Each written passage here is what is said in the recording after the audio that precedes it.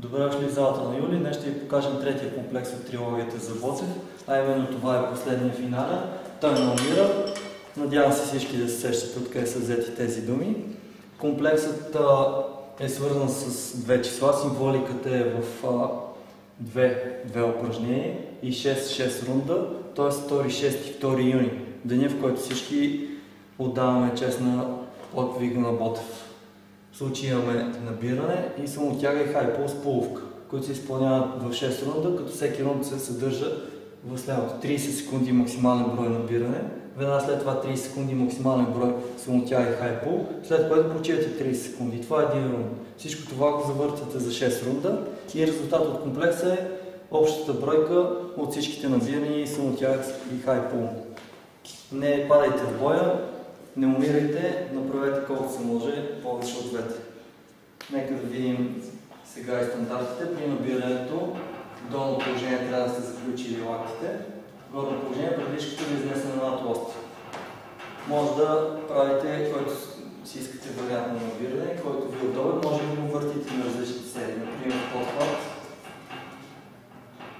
надхват, а не задължително да са стрикни. Може да са вариантите на които валяете.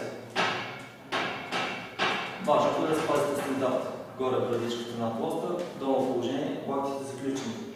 При самотяга и хайпул, долно положение половката опира земята, горно положение дланите стига до брадата.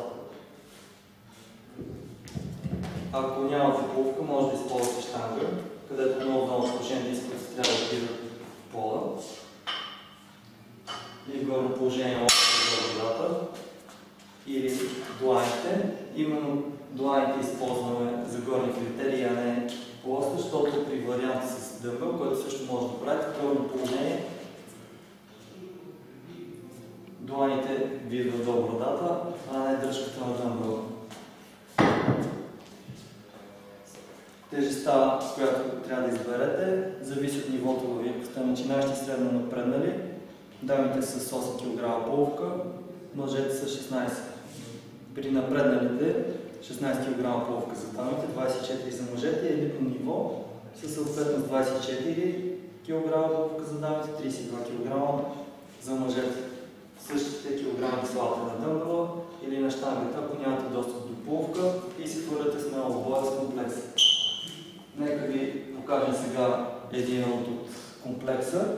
Тоест, Никола ще направи 30 секунди максимална бройка набиране, след това 30 секунди максимална бройка самотяга и хайпул, след което ще почине 30 секунди. Това е края на първия рунд, но няма да окарвам да правя останалите 5, те са аналогични. Идеята е 6 такива рунда за възможно по-голяма бройка.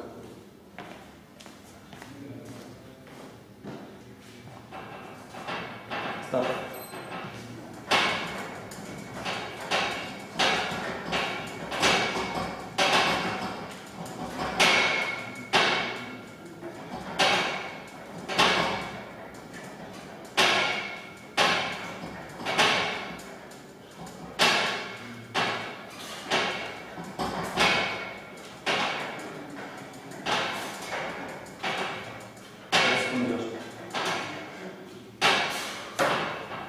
Смяна.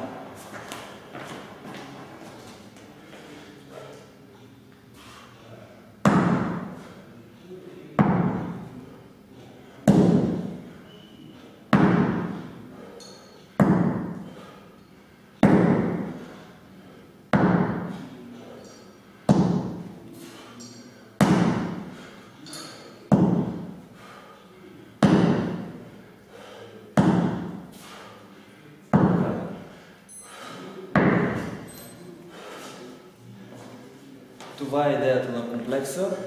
Разбира се, 30 секунди, докато изтичат, не е задължително, а и едва ли можете и 6 рунда да правите непрекъснато набирания. Затова може да се пускате от лоста и да разпускате същото и при самотяга и хайпула. Не е задължително 30 секунди да правите повторение, може да починете. Целта е за 6 рунда да набутите колкото се може по-голям брой повторение. Не се предавайте, както и Ботев не се е предал, се борете до края. Като истински герой. Чао от нас за днес!